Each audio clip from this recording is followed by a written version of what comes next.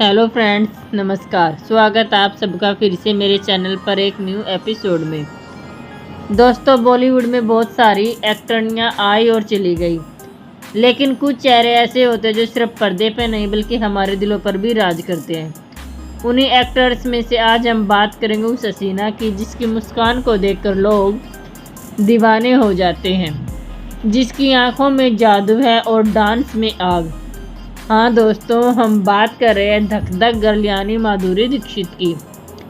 माधुरी दीक्षित का जन्म एक मध्यम मिडिल फैमिली में और मराठी परिवार में हुआ।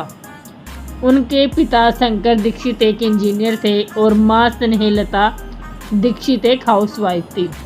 यानी परिवार पढ़ा लिखा और संस्कारी था, लेकिन बहुत ज़्यादा रिच नहीं था। उन्हें अच्छी शिक्षा मिली। उन्होंने डिवाइस चाइल्ड हार्ट स्कूल अंधेरी और पार्ले कॉलेज मुंबई से पढ़ाई की। माधुरी का परिवार चाहता था कि माधुरी डॉक्टर बने, क्योंकि घर में शिक्षा का बहुत ही महत्व दिया जाता था। खुद माधुरी का सपना था डॉक्टर बनने का।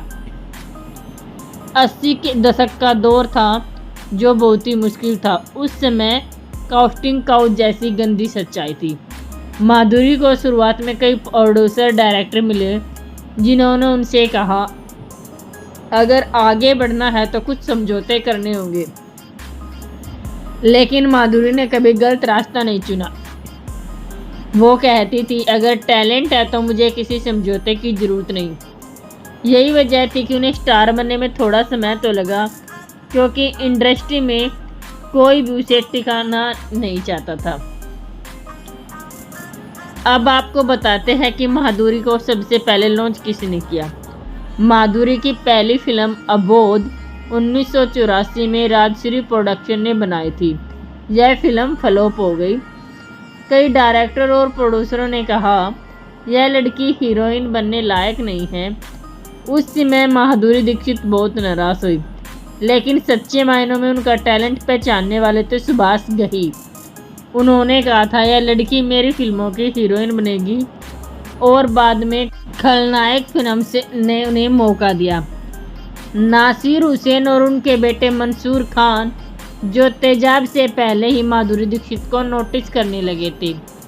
तेजाब 1988 में एन चंद्रा ने उन्हें 1, 2, 3 जैसा गाना दिया, जिससे वह रातों रात स्टार बन गई।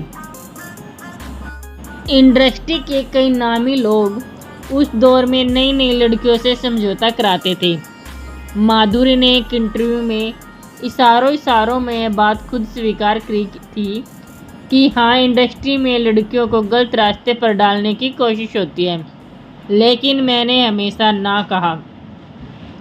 उनकी साफ सुथरी छवि और मेहनत ने उन्हें इस गंदी राजनीति से बचा लिया। इसी वजह से उनके कैरियर की इमेज हमेशा पॉजिटिव और साफ बनी रही। शुरू में तो इनके परिवार ने भी इन्हें बिल्कुल सपोर्ट नहीं किया। इनके मम्मी डैडी चाहते थे कि वो पढ़ाई करे और डॉक्टरी बने, लेकिन जब तेजाब जैसी फिल्में हिट होने लगी और लोग माधुरी को पहचानने लगे, तब जाकर परिवार ने भी उनका साथ देना शुरू किया। इसके बाद तो उनकी माँ स्नेहलता हर शूटिंग सेट पर उनके साथ रहने लगी, ताकि उन्हें किसी तरह का गलत माहौल ना झेलना पड़े। माधुरी ने कभी शॉर्टकट नहीं किया। इसका उनको बहुत ज़्यादा फ़ायदा हुआ। इससे उनका अपने टैलेंट पर भरोसा हुआ। आज वो बॉलीवुड की धक धक गर्ल ही नहीं बल्कि आने वाली पीढ़ी के लिए आदर्श भी मानी जाती है। 1990 में साजन फिल्म की शूटिंग के दौरान माधुरी दीक्षित और संजय करीब आ गए। अब बात हो रही है उनके अफेयर की। उस समय संजय दत्त उनकी पत्नी ऋतिका शर्मा के साथ मौत के गम से गुजर रहे थे। माधुरी और संजय दत्त की दोस्ती धीरे धीरे प्यार में बदल गई। कहा जाता है दोनों सेट पर घंटों एक साथ रहते। शूटिंग के बाद भी मुलाकातें होती। संजय दत्त तो माधुरी से शादी करने के लिए भी तैयार थे, लेकिन इस रिश्ते की सबसे बड़ी रुकावट थी संजय दत्त की क्रिमिनल इमेज और ड्रग से जुड़ा हुआ पुराना मामला। 1993 में जब मुंबई बम धमाकों में संजय दत्त का नाम आया और उन्हें जेल जाना पड़ा तो माधुरी ने खुद को उनसे दूर कर लिया। माधुरी ने मीडिया के जरिए साफ कहा, मेरी और संजय की राह अब अलग हो गई है, क्योंकि कोई भी लड़की ऐसे लड़के को अपने जीवन साथी के रूप में नहीं चुनना चाहेगी जिसके साथ बम धमाकों और गोली बारूद के साथ जिनका नाम जुड़ा हो। इसके बाद इनका नाम जुड़ा अनिल कपूर के साथ। माधुरी और अनिल कपूर ने 90 के दशक में कई सुपरहिट फिल्में दी। तेजाब, राम लखन, बेटा, परिंदा। ऑन स्क्रीन दोनों की केमिस्ट्री इतनी ज़बरदस्त थी कि अफवाहें उड़ने लगी। दोनों असल में ज़िंदगी में बहुत करीब थे। दोनों काफ़ी नज़दीक आ गई थी। कहा जाता है कि अनिल कपूर की पत्नी सुनीता कपूर इस अफवाह से परेशान भी हुई। हालांकि माधुरी और अनिल ने कभी अपने रिश्ते को स्वीकार नहीं किया और बाद में केवल अफवाह ही बनकर रह गया। लेकिन दोस्तों, किसी को भी सफलता ऐसे ही नहीं मिल जाती। आपको भी लगता हो कि माधुरी ने ऐसे ही सफलता प्राप्त कर ली, लेकिन आपको बताते वो बातें जिससे पता चलता है कि उन्होंने भी काफ़ी संघर्ष किया और तब जाकर फिल्म इंडस्ट्री में आई। तेजाब से पहले उनकी 8 फिल्में लगातार फ्लॉप हुई। लोग माधुरी को 1, 2, 3 से स्टार मानने लगे थे, लेकिन उससे पहले उनकी लगातार 8 फिल्में फ्लॉप हुई थी। लोगों ने तो यह भी कहना शुरू कर दिया था कि माधुरी दीक्षित सुंदर जरूर है, लेकिन इनका नसीब खराब है। कुछ लोगों ने तो यह भी कहा कि यह अपशुगनी है। अब आपको बताते हैं माधुरी दीक्षित के एक बेबाक अंदाज के बारे में। फिल्म दिल का क्या कसूर की शूटिंग के दौरान राजेश खन्ना और माधुरी दीक्षित में एक बार तीखी बहस हुई। माधुरी नई थी, लेकिन राजेश खन्ना के सामने झुकने की बजाय उन्होंने अपनी बात को रखा। राजेश खन्ना किसी बात को नहीं मान रहे तो माधुरी उस बात को ना मानकर अपनी ही बात पर अड़िग रही। इस किस्से से दोस्तों में पता चलता है कि वो खुददार और आत्मनिर्भर थी। क्या आपको पता है, हम आपके है कौन फिल्म के बाद माधुरी दीक्षित इतनी बड़ी सुपरस्टार बन गई कि उन्होंने अपने आने वाली फिल्मों के लिए 2.5 करोड़ रुपए का अमाउंट कह दिया था और उस समय ये सबसे ज़्यादा फीस लेने वाली एक्ट्रेस में शामिल हो गई थी। सुभाष घई ने एक बार कहा कि माधुरी दीक्षित को तो मैं ही स्टार बनाता हूँ, मेरे ही कारण वो बड़ी स्टार बनी है। लेकिन बाद में देवदास जो 2002 में आई थी फिल्म में, जब माधुरी ने चंद्रमुखी का रोल किया तो पूरा देश मान गया वो किसी डायरेक्टर और प्रोड्यूसरों से भी बड़ी स्टार है।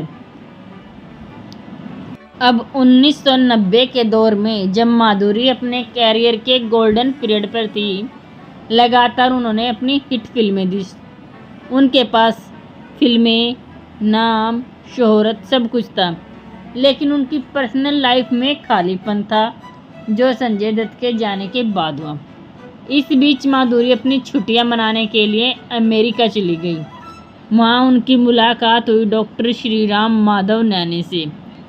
श्रीराम नैने एक सर्जन है, यानी कि हार्ट सर्जन। उनका बॉलीवुड से कोई लेना देना नहीं। यहाँ तक कहा जाता कि उन्हें फिल्मों के बारे में कोई ज़्यादा नॉलेज नहीं थी और वो माधुरी के बारे में बिल्कुल भी नहीं जानते थे। यह बात भी माधुरी को अच्छी लगी, क्योंकि वो चाहती थी कि उनकी ज़िंदगी में कोई ऐसा इंसान आए जो उनकी सिर्फ सच्चाई और इंसानियत देखे, ना कि उनका स्टारडम और पैसा देखे। पहली मुलाकात के बाद ही दोनों की दोस्ती हो गई। श्रीराम नैने का स्वभाव बहुत सादा, सरल और साफ था। धीरे धीरे दोनों की मुलाकात हुई और दोस्ती प्यार में बदल गई। श्रीराम नैने को माधुरी के सुपरस्टार होने से कोई फर्क नहीं पड़ता था। यह बात भी माधुरी के दिल को छुई।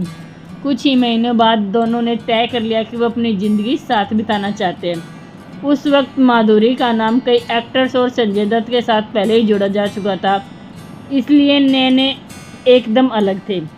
17 अक्टूबर 1999 को माधुरी और श्रीराम ने शादी कर ली। शादी बहुत ही प्राइवेट और सिंपल रखी गई। मुंबई में सिर्फ परिवार और कुछ करीबी रिश्तेदारों के बीच शादी हुई थी। किसी बड़े फिल्मी तमाशे की तरह बिल्कुल भी नहीं हुई। बिल्कुल साधारण और भारतीय रीति रिवाज के अनुसार शादी हुई। शादी के बाद अमेरिका चली गई माधुरी। वहाँ उन्होंने अपने पति के साथ सेटल हो गई।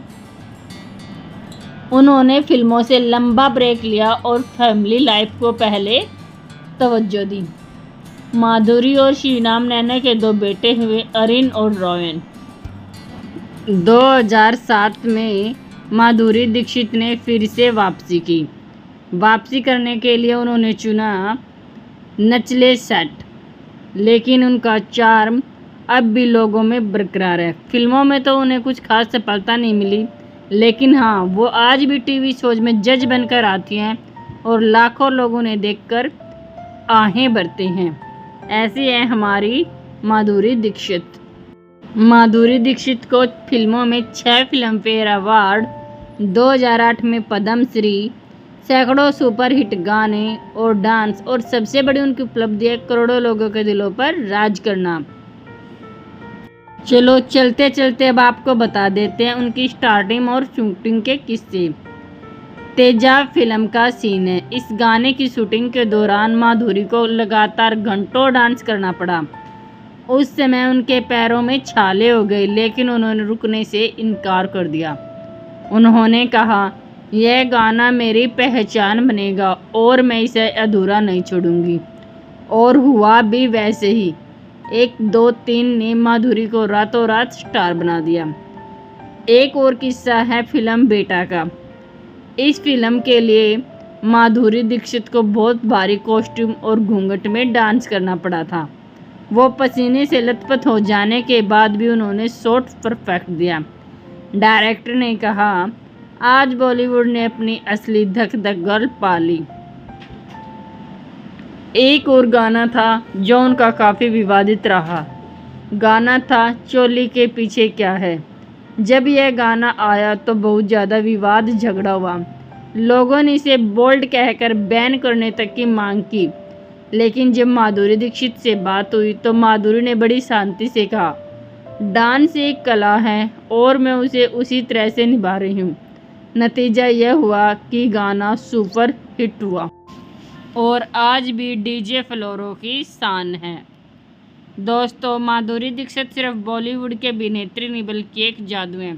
उनकी मुस्कान आज भी वही धड़कनें तेज कर देती है। उनकी आंखों में आज भी वही चमक है। आपको यह वीडियो कैसी लगी? वीडियो अच्छी लगी तो वीडियो को लाइक करें, चैनल को सब्सक्राइब करें और कमेंट करके बताएं। Thank you.